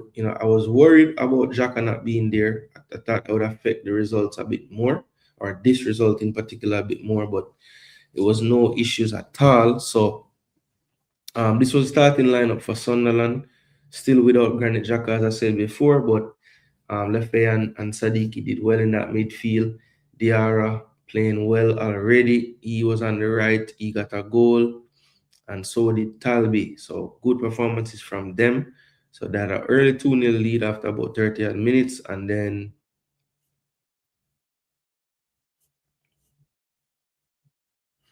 boom. 72nd minute, Talby scored to make it, scores to make it 3-0. And that's how this one did end. Burnley just struggling. I think it's weird because Burnley, like, when you watch them play, it's like they want to play the right way, and you have to applaud them for that, but it's just too slow, man. So labored how they move the ball sometimes. They'll keep it, but they ain't moving it nowhere really significant. And that shows, 56% possession to 44, but 0.06 expected goals. So nobody expect if you do none. If you sit down there every day, not none. So yeah, 1.20 expected goals to 0.06. So that's even better than Arsenal with the 0.15 that they gave up. So I have to give the credit to Sunderland here. Just really control the game. Didn't give up any big chance, only 5 shots. None of them on target. So yeah, very good day at the office when it comes to defending, especially for Sunderland. And they've done this a lot in the stadium, at the Stadium of Light. And I think earlier we were looking at home games for Leeds, but this is the truly remarkable one. So Sunderland beat Burnley 3-0. Sunderland beat Palace 2-1. I'm only going to do Premier League, okay? Sunderland drew with City, drew with Leeds. So still unbeaten.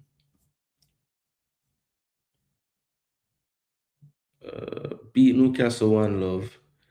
Beat Bournemouth 3-2. Drew with Arsenal 2-2. Drew with Everton 1-1. Beat Wolves 2-0.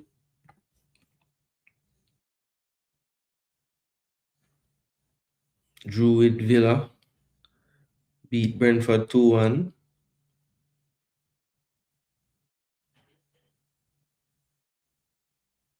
Beat West Ham. So they're undefeated at home. They are completely undefeated at home. That's mad. That is mad. So we'll see if they can keep that up, you know. City doesn't make Arsenal keep first place until they're ready for it. Yeah, so you feel? Next week is a big game. Man say ref don't want him to win the league. It's madness, man. It's madness. All right, so look, let's take a look. We're gonna get off a sofa score and let's go on to the Premier League website. I like their layout of their table a little bit better. But before we go to that table, let us get on screen the other tables that we want to look at tonight, and those are the finishing results of the score prediction. So people, big up on themselves. We have gotten to that time where we reveal how the score predictions went. So I want you guys to tap up the like button, make sure that you guys are doing that. And yeah, clip right here, people, for all the ones that need to see how them rankings looking. Yeah, clip this up right here. So we're gonna reveal first the champion for the week. The champion for the week. And the champion for the week is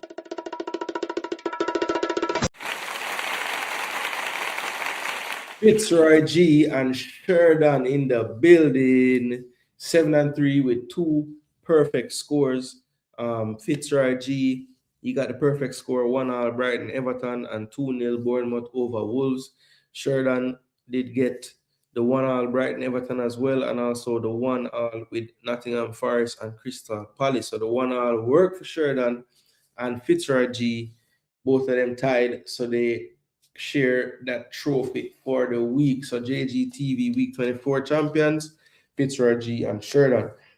As you can see, 3 tied with a 6-4 record with 1 correct score. Those players are Hot Chili, Joseph B, my brother, Chili, my brother, and Mass Sports World. Big up yourself wherever you are, my G. All 3 of you got 6-4 records with 1 correct score. So that is the champions for the week and some that made up the top of the table as well.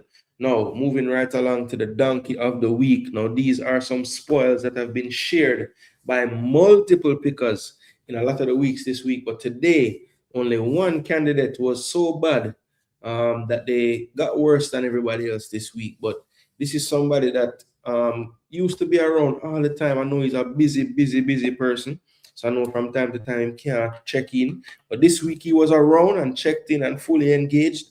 And yeah, I wish he had done a little bit more thought before he did some of these picks. But to reveal the donkey of the week, make sure we're ready. Yes, we're ready. Donkey of the week for week 24 is none other than, sad to say, Coach Richie Edwards.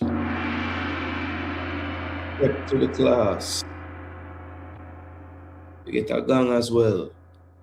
But Richard Edwards, you went 4-6. He did not have any score exactly correct.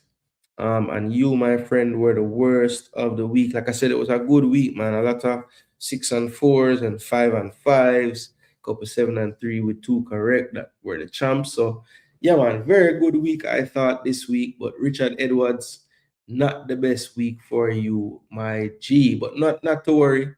Sheridan has been there before. Fitzroy has been there before.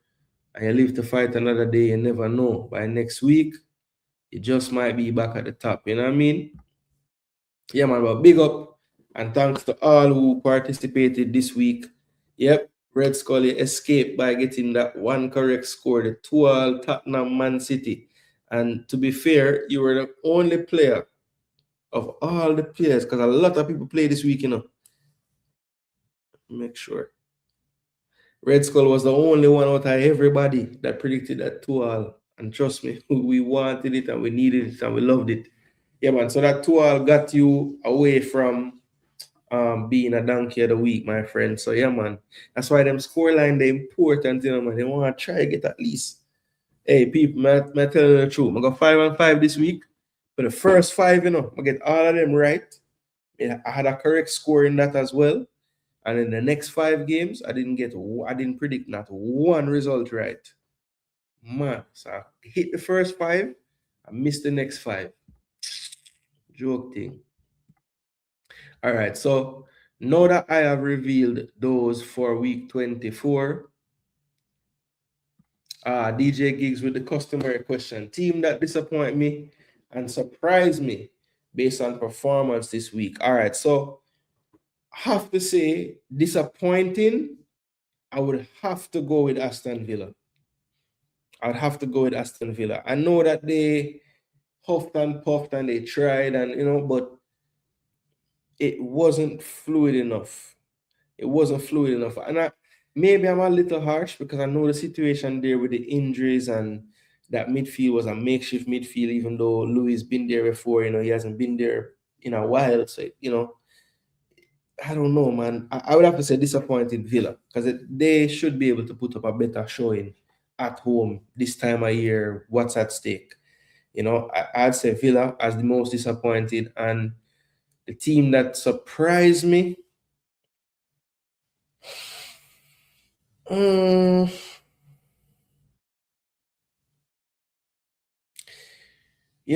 Honestly, the team that surprised is probably 2. So one team that surprised me a lot was Crystal Palace because I felt like they just look like they've been dead to dead. And they played much better than Forest and should have probably won the game. And Tottenham for the second half. Like, I did not see that Tottenham second half coming from anywhere. I didn't see anything coming. Look like original top 5 would get Champions League. Yeah, that's mad. Villa finished 6. Yeah, that's possible right now. All right, so let me queue up this. Boom. All right, so let's get on the screen. We have about little under 20 minutes probably before the show is over, maybe less. So let me get the table up and running before we check in with the FPL before we close the show. So this is the league table as of right now. Wolves stuck on 8 points. They had that run where they were getting points, at least something, and then they're back to losing the games again. They've lost 2 on the bounce. Minus 30 goal difference, 8 points. Burnley 19th on 15 points.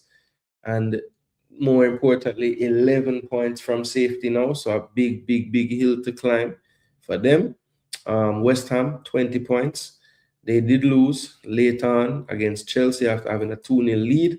And that put them 6 points adrift from safety at this point. But there are 2 teams there now on 26 points, Leeds and Nottingham Forest, 17th and 16th. They also have a minus 11 goal difference, both of them, but Leeds have scored 31 goals to only 24 scored for Nottingham Forest. Crystal Palace and Tottenham are both on 29 points. Tottenham with 2 draws on the bounce. Get them there. And they move from, I think, 15th to 14th, from 28 to 29. But they have a better goal difference than Palace, so they're in 14th. Brighton and Hove alone in 13th position after getting a draw. That's 4 games without a win, 3 draws, and a lot in those 4. And they just seem to not be able to get over that hump to really be challenging for those European spots. 31 points for them. Bournemouth are on 33 points as well as Newcastle right now, but Bournemouth with a minus 3, Newcastle at 0 for the goal difference for them. 2 losses on the bounce for Newcastle as opposed to 2 wins on the bounce for Bournemouth, and unbeaten in their last 4, 3 wins and a draw. So one of the better form teams in the league right now. Everton, loss, draw, win, draw. That's their last 5. Not the most consistent, but they're in the top 10 still, 34 points, hanging on. Fulham dropped down to 9th after their loss. Really tough loss for them to take, but they have to dust themselves off and forward again. Minus 1 for them on 34 points, as well as Everton, but they have scored 8 more goals, so they have that position of 9th. Sunderland and Brentford both on 36 points. Sunderland moving up with a win, Brentford doing the same with a win. And that's how it is right here from about, I would say, at this point, 7th till about 12th. or even can even include 13, and even Tottenham and Crystal Palace. Those teams are in and around each other for the most part. Brentford and Sunderland are a little bit ahead. But that's just by virtue of them winning last week. They could be very well right back with everybody next week based on how it goes. Liverpool with a little separation now, 3 points from seventh, but they can only be in sixth right now on 39, as Chelsea and Man U both have racked off 3 straight wins, putting Chelsea at 40 points, Man U at 41 and in fourth position. Aston Villa lost again 1-0 at home, and that's back-to-back home defeats, I believe, because they lost the last time they played at home 1-0 to Everton. Yep, I was right. 46 points for them. They are on a bit of a wobble for sure. Manchester City, they drew in this last game after winning the week before, and had some indifferent results before that. Arsenal right now, trying to steady the ship. A little bad patch there where she just couldn't get going. Couldn't get going. Arsenal had these two draws, no goals, and then they got a couple goals in this one, but they conceded 3 to lose to Man U. So this win was huge, I thought, to just get that win on the board, get the winning feeling in the league back. And when you add in that Villa lost and City dropped points, it was a good weekend for the Arsenal. So 6 points clear of Manchester City at this point. Getting closer to them in the goals scored as well, which is nice. So if that tiebreaker ever comes into play, we'll be there with that as well. So let's see how this goes moving forward. But Arsenal are definitely in a good position. If you told me this is what it was going to look like after 24 games, trust me, I would take it. So that's it, people. That's really it. Like up the stream, says Campus. Let them know. Please do like up the damn stream. It is free. 99, as Francis used to say, or still says. Yeah, the midfield injuries. That's why it's kind of harsh for me to say them, but it still was disappointing, man. They should have done better. West Ham just hang out for the championship. Well, we'll see, man. I don't know. Because I don't know if Leeds can get some shitty results going again, man. You never know. Palace, they should be good enough. Forest, yeah, I mean, West Ham definitely lead us to probably go down to, but I don't know, man. It have to play out first. All right, before we get out this building here, let me go back to what's going on with the fantasy. This week, didn't do good enough again. I think I've probably relinquished my lead in most leagues, honestly. I haven't looked yet, so let's see how it ended up. But I just know that I had some bad luck. I went with a bench boost this week, and it just wasn't well played by me, like I got unlucky, honestly, because Saka pulled up lame and I had him on my bench, but it was a real last minute knee jerk type of thing, and I shouldn't have done it. I really shouldn't have done it. The iSports Fearless League, the biggest one I'm in. At one point, I was in the top 5 of this for like weeks. I was first, second, all around there. Had a couple of bad weeks, and it dropped me down to 23rd now, 1394. But not all the way out of it when you look at it. I mean, only 60 odd behind, which is doable in fantasy, to be fair. Let's see.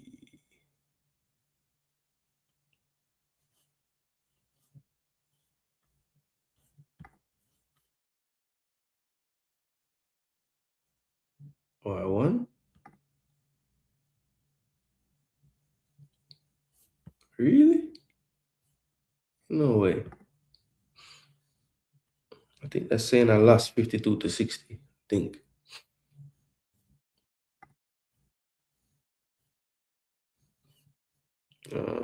I drop out of first in Mass League.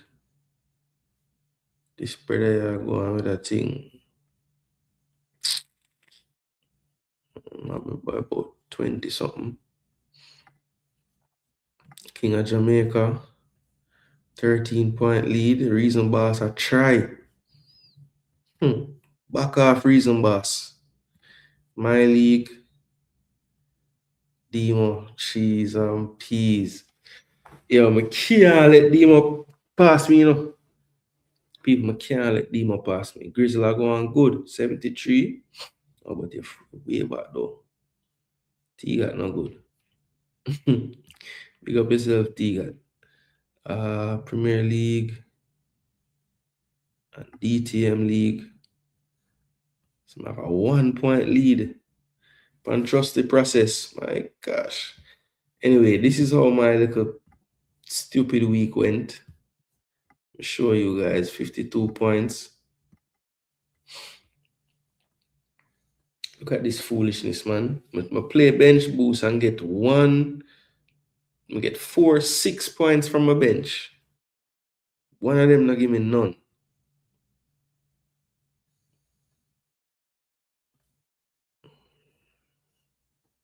This was a poor week. I get 52 somehow.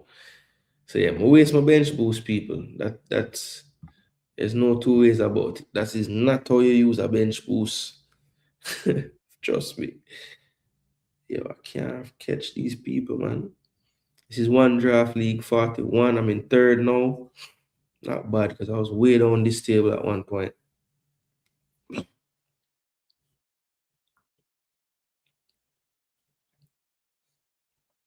What? Cunha came on?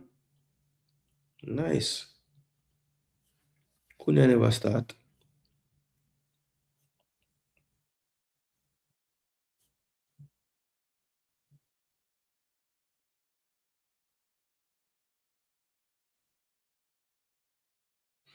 Oh, I think, no, I did start Cunha in this one. I benched him in another one like an idiot. Crystal Ball. Fourth. Sure, no.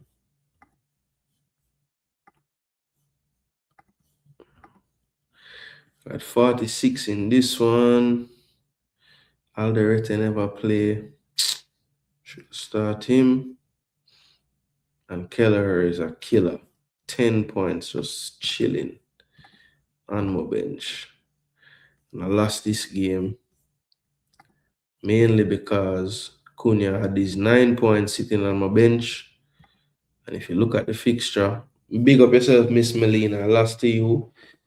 I start Cunha and I bench anybody that got, I don't know, 1 point. I'm pretty sure I started one idiot with 1 point. Nobody never get one, so it would have been a tie. 9 minus 2 is 7, so yeah, I was thinking of benching Igor Jesus, but he had just scored. Cunha just scored against us. I don't know why I wouldn't play him there, but I was just thinking him not gonna start. It was terrible. I need to get back into the groove, people, man. I was in a groove in the beginning of the season. Now, pure foolishness, man. That match from City over the weekend was the end of the title race. Campos, I don't know, man. I don't know. I think there's still another twist and turn to come. So let's see. Let's see. I don't think it's over yet. We need a consistent run of games. You know, this one win, I can't really say that yet. Chelsea versus Arsenal, I'm not too positive about this game. Yeah, I don't love it either. Red Skull, to be honest. I don't love it. I think it's gonna be interesting what kind of team we play because I mean I would love to get to the final of this competition for sure. But man, I don't know, man. It's going to be it's gonna be taxing on us to get through this game, and then we have Sunderland at home. You know, Sunderland not quite as good in terms of the results they've gotten off away from home. But I just feel like that's a potential trap. You know, like we're thinking, okay, we'll have this on Tuesday to play, and you know, I think the coach is gonna go very strong tomorrow. against Chelsea.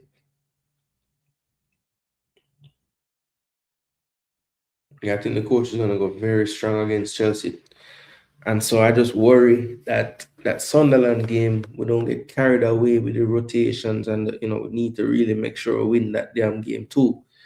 Then we have Brentford away on that Thursday of the next week. So some tricky little fixtures coming up, starting with the game tomorrow. Like I said, I won't be able to do the game live or anything, but I definitely will be watching. And I just think that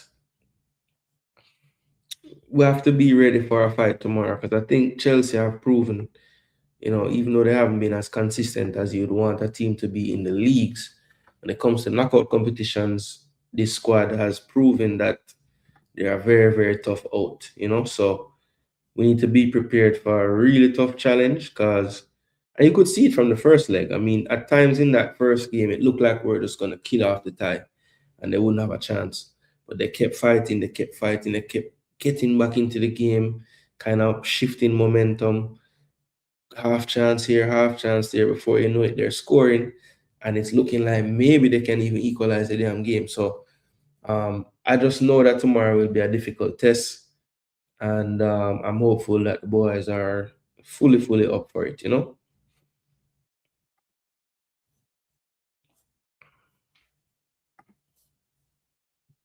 So injury update on Saka and Marino. So we know that Marino out.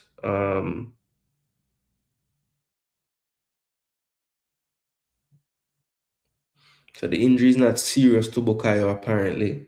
We have to wait today. He was better, but we have to wait and see how he responds and make the decision. It doesn't look like something too serious, but it's going to be available for tomorrow, the weekend. We'll see.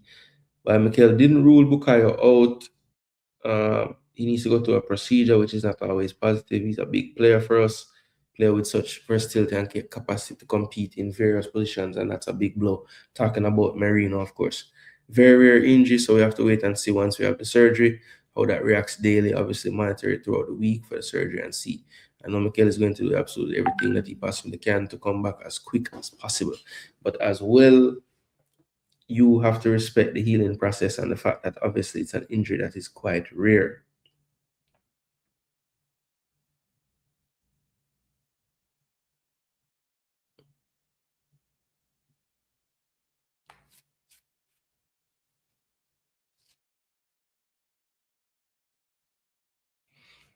Well, he was talking about potential solutions after this injury, but I haven't seen any come over the line. I know we signed a player from St. Mirren in Scotland. I don't believe that that player will be coming into playing the first team for Marino right now, in the running to a title, hopefully. And we signed Jaden Dixon from Stoke, a young 18-year-old defender. Can operate in midfield too, but I doubt that we bought Jaden Dixon in to play Marino's role for the next 4 months. I doubt it. So we're sticking with what we have in the team now. And hopefully that's enough. Maybe we'll finally get to see Miles play midfield. Who knows? But yeah, who knows? Maybe we'll get to see Miles play midfield. Arsenal will win league because when they stumble, Man City crumble. Yeah, that's happening now. That's happening now. But to be fair, I was telling someone this the other day. I said, listen, I'm not saying that we must win the league, right? Based on what's going on now. But I will say, I just, it was the inevitability of City just running off a bag of games. I don't feel that right now. But I know things can change. They win one, they win two, they win three, and it's like, oh, it's starting. So it's a momentum game. I just haven't seen City be able to build that momentum like they have in years past. For me to really say, yo, the man are just gonna take it home. By the end of this thing, these guys are gonna pass everybody. I'm not seeing that from them as yet. So that's the only reason why I can't agree with some of that. Nice to see Mount Pleasant get a bye. All right, people, listen. That's it, man. Another week in the books. Match week 24 was epic. Big late goals. United, Chelsea with the comeback. Arsenal putting a gauntlet down 4-0 away from home at Ellen Road. Liverpool showing that they're up for the fight at this top four battle with Chelsea and looks like Manchester United as well. And Villa, if they don't wise up, they could be in more of a top four battle, even top five battle like they were last year, and ended up missing out on Europe on Champions League altogether on the final day of the season. So a lot to play for, a lot to look forward to. I think the relegation battle will eventually get closer. I think West Ham will get enough points moving forward at times to get closer to Nottingham Forest and to Leeds. And Crystal Palace, we don't know. They might even start to stay around that zone as well. But I think it all comes down to West Ham getting a few more victories so that they can move up that line. And I think we'll have at least a relegation scrap for that last relegated position. 18th place position, which would be the relegation team as well. So people, big up on yourselves. Thanks so much for tuning in. Again, just want to remind big ups to Sheridan, Fitzroy, G, great playing, 7-3, 2 correct scores for both of you, lifting the trophy this week. Coach Richards, Edwards, touch of class, big up yourself, doing the great work as a coach and developer of talent, but not the greatest work as a prediction of scores in the EPL this week. But we're not gonna hold that against you. Keep putting in the good work. We love to see it. And yeah, man, forward and redeem yourself, because remember, as I said before, Sheridan has been a donkey before. Fitzroy G been a donkey before. So you never know. Just keep playing. Eventually, you will put your hands on that trophy. And that's my hope for my team as well. Keep playing the damn EPL, and eventually you will lift the damn trophy. Big up on yourselves, people. I am Jason Gooner. This is Jason Gooner TV. Come on, you Gunners. 6 points. Just keep on winning.